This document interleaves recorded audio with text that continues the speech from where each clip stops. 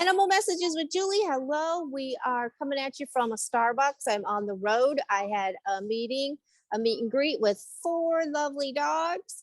Yeah, all went well, but so we're on the road and we have Patrick and Cassidy and Farley joining us here. Today's topic, I don't have any paperwork to hold up for you. Like I said, I'm on the road. There's my art purse, you know. So the topic is smelling crotches.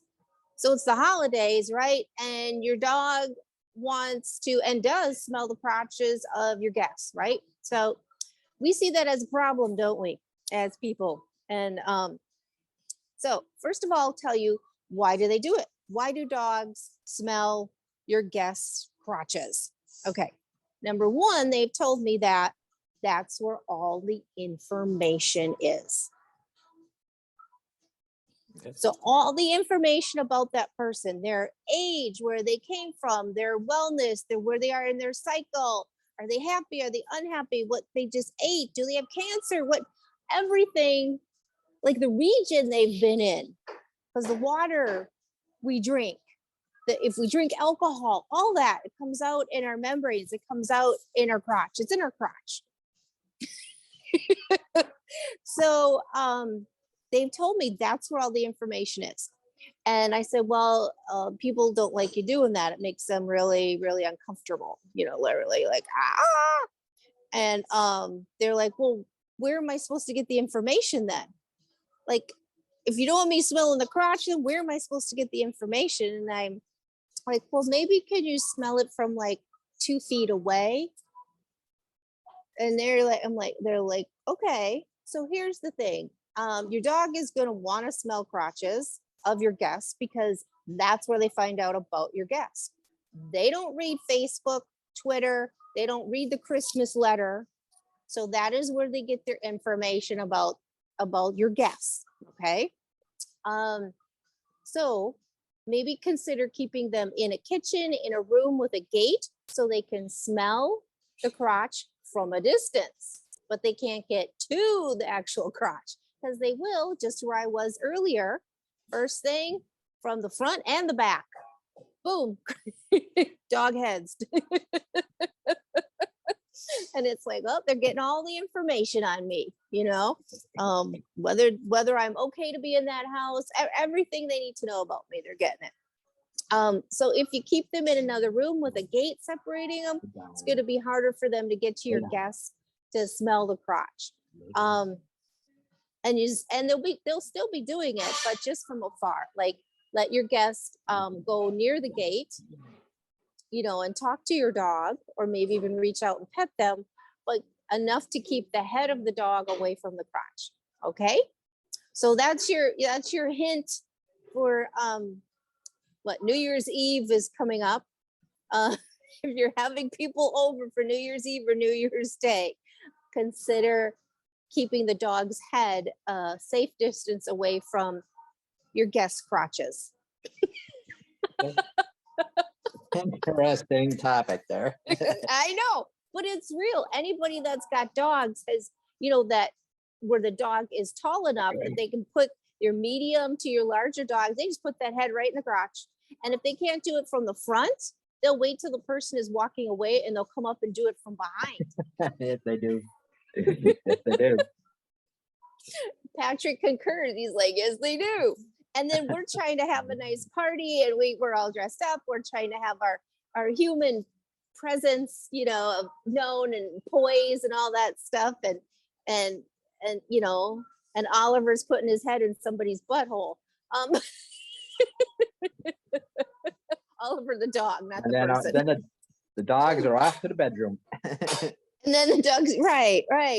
And the dog is just getting information that the dog needs. That's all. They don't have Facebook. They don't have Twitter. They don't have the family Christmas card letter that comes either.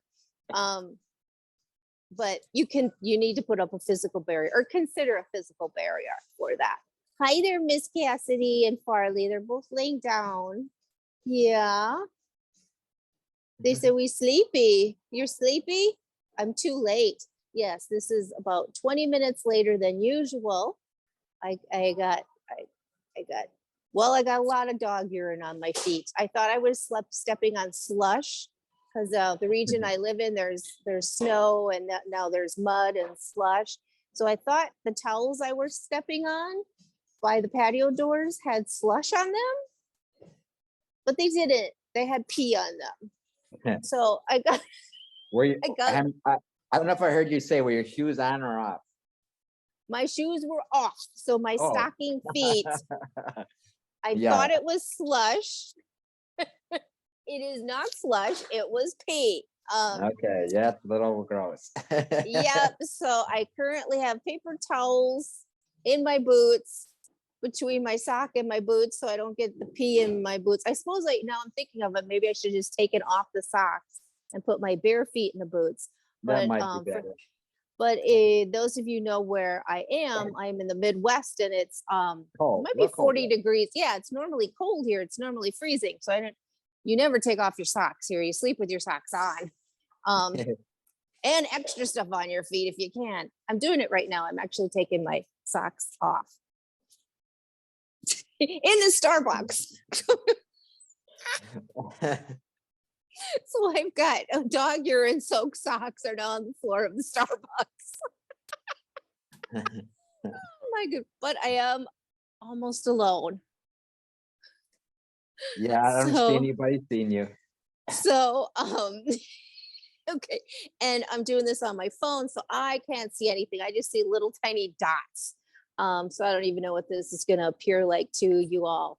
So anyway, yeah, email me. Let me know. We do the trauma clearing, we do the babysitting, we do the behavior coaching, animal communication, the grief counseling, which gets big around the holidays if you lost a pet or going to lose a pet or a pet sick. So I feel what they feel in my body. I hear them in English. And then we talk, and I have over 500 body processes available that I run on them. And I had trained to work on humans, and now I use it all for the animals. So Patrick, do you have anything to add? Nope, not tonight. Nope. I just was being silent so the Zoom could go over to your two dogs and how Farley's got his paw on your arm so that he could continue to get scratched. Yes. And Cassidy is perched like a cat on top of the couch. That's her spot. I should never have allowed it from the beginning when she was a puppy, when she was just a baby. I should never allowed it, but it was so cute, you know, and now I can't get her to stop. That's her spot. She thinks she's a little puppy. She thinks she's a little dog. She's like, what the heck? Why not? It's her favorite place. On top of everybody. There. Okay, so Animal Messages with Julie signing off. Thank you.